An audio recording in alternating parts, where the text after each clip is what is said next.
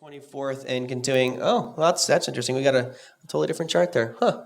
That's cool. It should have been this one. I don't know what happened there. But here we have the website for it again. Go to academy.mises.org. It's called How the Government Wrecks the Economy. Robert Murphy will be presenting that one. So definitely take note of that and attend that one. Robert, before the break, I was talking about current markets. We talked at the beginning of the year on how we all expect just dramatic volatility. We're really seeing that happen here, especially in April. A pretty negative week this week. What are some of the signs? I know you kind of made it sound like there will be a day of reckoning. Are we seeing that now? Is this just a false little pullback here, or do you see maybe some bigger signs down the road, and what should we look for? Well, I mean, this very well could be the beginning of it. All I can say is, I mean, I'm not claiming to be an expert in terms of timing, but I do think that, to put it this way, there's no reason that the underlying profitability of American firms has increased that much since 2009. That if you chart the S&P 500 against the Fed's balance sheet, you can see that this huge surge in stock prices almost moves hand in glove with the Fed's quantitative easing programs. And so if you don't think that the Fed creating a bunch of money and buying treasury bonds and mortgage-backed securities is the way to promote prosperity, then that should alarm you. Yeah. And I don't know when it's going to break. So I guess one way of putting it is I think that the dollar and the stock markets right now are in a bubble. And when does it pop? Well, I don't know. If everyone thought like I did, it would pop immediately. But obviously, a lot of people disagree with my view. So one thing that I do think is going to make this illusion have to burst is if and when the commercial banks start expanding their lending again, because as I'm sure you know, there's a huge amount of what's called excess reserves right now in the commercial banking system, that they have the legal ability to lend, to make new loans in the quantity of several trillions of dollars, and they just haven't done that because there's no good loans to be made at this point. So if the economy ever does seem to be improving and the commercial banks start expanding their lending, well, then you're going to see tremendous pressure on prices, so that the Fed's going to have to do something, raise interest rates, what have you. And then I think the day of reckoning is going to have to come. Yeah, it's that day that I think so many of us are looking forward to. Well, look, there's going to be an end game. I think it's certainly gone on a lot longer. If we had this, we could have had a similar conversation in 2000. Sure. We certainly could have had a similar conversation in 2007 peak. I think it's gone on much longer than any Austrians expected that it could. I don't know what Murray Rothbard was thinking back in the day, or what Mises must have thought when we went off the gold standard in August of 1971. But he had to think, geez, we got to be getting closer to the end game. But here we are 40 years later, still having the same conversation. So, I guess it's the way the market works. No, totally. Robert, I put your book up on my Twitter feed. You mentioned the book is called Lessons for the Young Economist. If you go out to @TraderMerlin, First of all, you've said many times, and you wrote a book about it, that when the Fed stops printing money, we will have a real problem with the stock market. Yeah, I think you used the word crash. Okay, let's suppose that we print a little bit less money, the taper, so to speak. Do we still have stock market problems? Because we'll find out tomorrow afternoon. Well, I think the market is fixing to throw a hissy fit of biblical proportions. Really? It's only a question of when and the catalyst. Look at this pathetic relief rally, so-called. Of the Money and Business Show, Samuel Ezerzer. They're going to close down the strait where all the oil comes from. That will be a major problem. We're bullish on oil. Again, I do my cycle work, and the reason always comes later. The oil prices are going higher, but the United States says this is a red line. I don't know what they mean by that, because once you cross the red line, then what do you do next? So I think we're in for big trouble, and the world is very unstable. It's not like you sit in Canada, United States, and there's a First World War, Second World War, and you're safe at home, because it can happen anywhere, and that will bring a very doom and gloom over the investing public. So you also do cycle research on war. I mean, how far back do you go? 200 years, like 500 years? No, 3,000 years. It started the Mandarin Empire in China. And the problem is that the wars we had now, if we call them wars in Iraq and Afghanistan, don't even show up. That means the conflict was too small to be shown in the cycles. So we're looking for something bigger. So what do you consider a war, like a World War I, World War II? Is that the kind of war we're looking at? Catastrophic? Korean War? Well, those are very, I would say a Vietnam War is a war like that, the Korean War, that, it doesn't have to be a World War I and II. So it could be anything. My idea is that we have a war against terrorism, that they get the weapons of mass destruction in their hand, and we don't really know how to attack them, because until you figure out who did it, they do it again. So it's going to be a very complicated situation.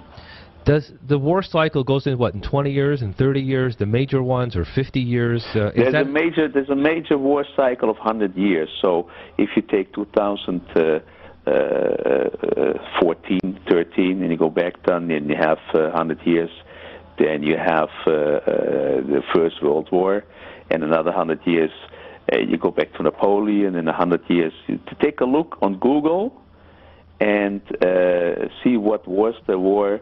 Around 1600, 1700, 1800, 1900. It goes back to 1200.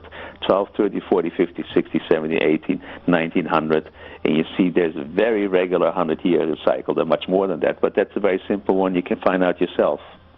Okay, so... you just go to... It's interesting. You go to Google and you say major war in 1600, and it will bring up the major war, and then the major war in 1700s.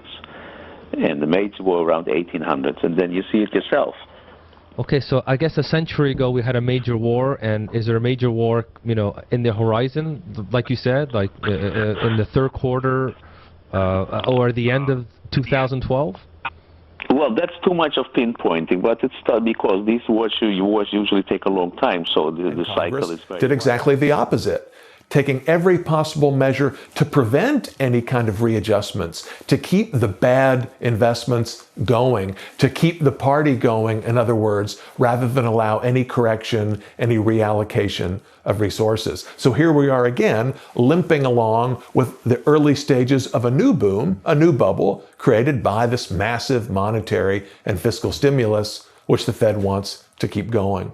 A couple things that are interesting about this. I mean, what a crazy world we live in, where so much of the performance of the economy depends not only on one guy, Ben Bernanke, and his team of experts, but on the interplay between what Bernanke says by dropping little indirect hints about what the Fed might do, how investors perceive those hints, how investors react, how analysts react. In other words, the big story yesterday was not so much the Fed deciding that it would not begin the tapering, but would continue to stimulate at the same rate, but the fact that this was contrary to everybody's expectations, that all the pundits, all the experts, all the financial advisors and so forth, everyone believed that Bernanke would begin the tapering because he had hinted earlier that he would do so, and he shocked everybody. He surprised everybody by going in a different direction of keeping the stimulus going.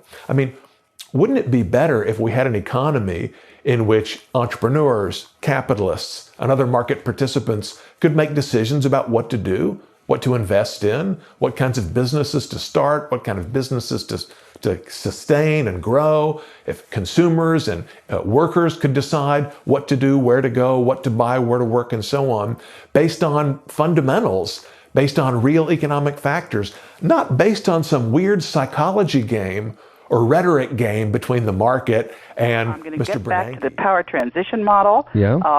One of the things I did in 2008 was I spoke to the then senator of Nebraska, Chuck Hagel.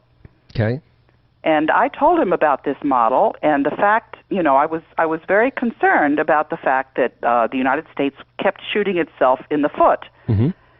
And there was no need for that. And why was that? We were not doing what was in our security interest, because this power transition model, which you can read, said that the United States has got to maintain its alliance with its countries, such as Germany, such as Russia. And when we do that, the Chinese are going to sit and wait patiently for another 100 years before they assume power. Why would we irritate the allies that we need. It made no sense to me whatsoever. So what's the answer? I said to him, there was a book signing, one-on-one, in 2008.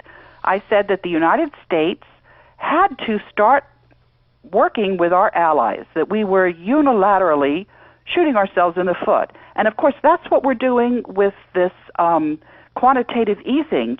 That's a fancy word. People use these words to bamboozle everybody. The printing of the money, printing right? Paper. Printing paper. It's just printing toilet paper. Okay. Why would we unilaterally crash the dollar, which is what quantitative easing is doing? So what happened when Chuck Hagel became the Secretary of Defense was I went to the Inspector General of the Defense Department, and I said, there is a power transition model that's in your department, and I want to speak to those people.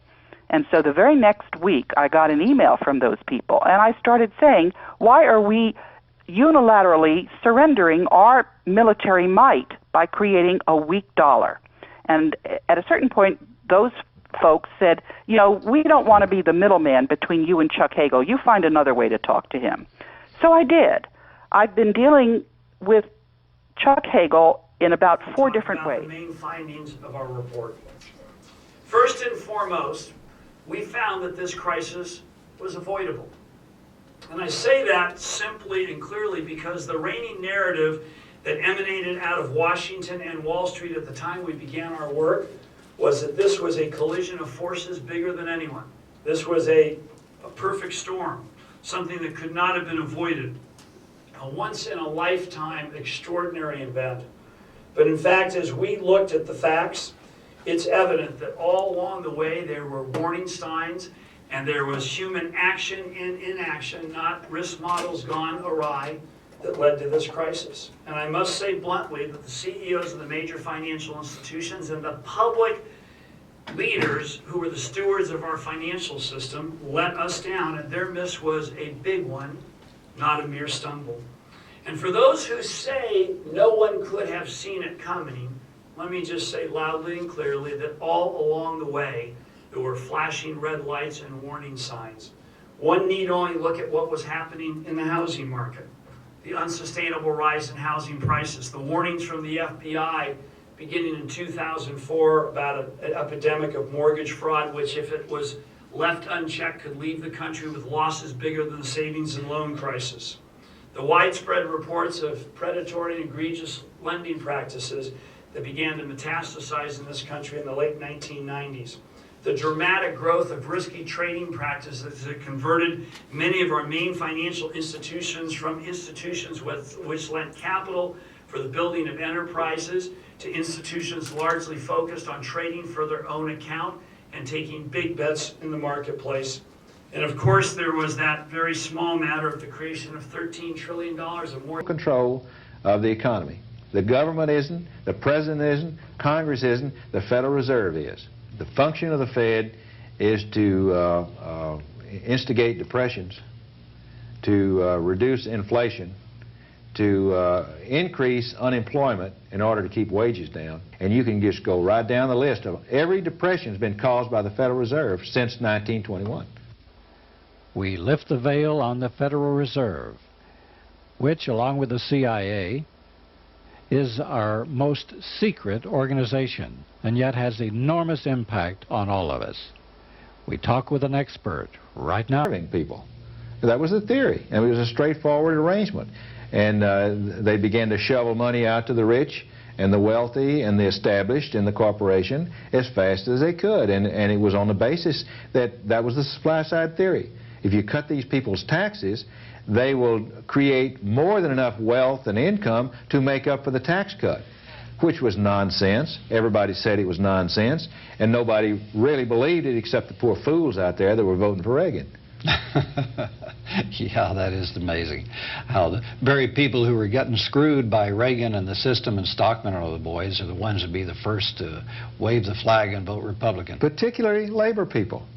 There were a lot of labor people that voted for these crazy people and supported these crazy people and re-voted for them in '84. And yet they were doing the country in. And it's interesting then to move on beyond the book, The Education of David Stockman, in which Stockman admits that it's all smoke and mirrors, and it's all a game for juveniles who were running a country at the time, and who admits that they didn't know what they were doing, and it was a big riverboat gamble. That's what some people call it. They moved from there, of course, into the prospect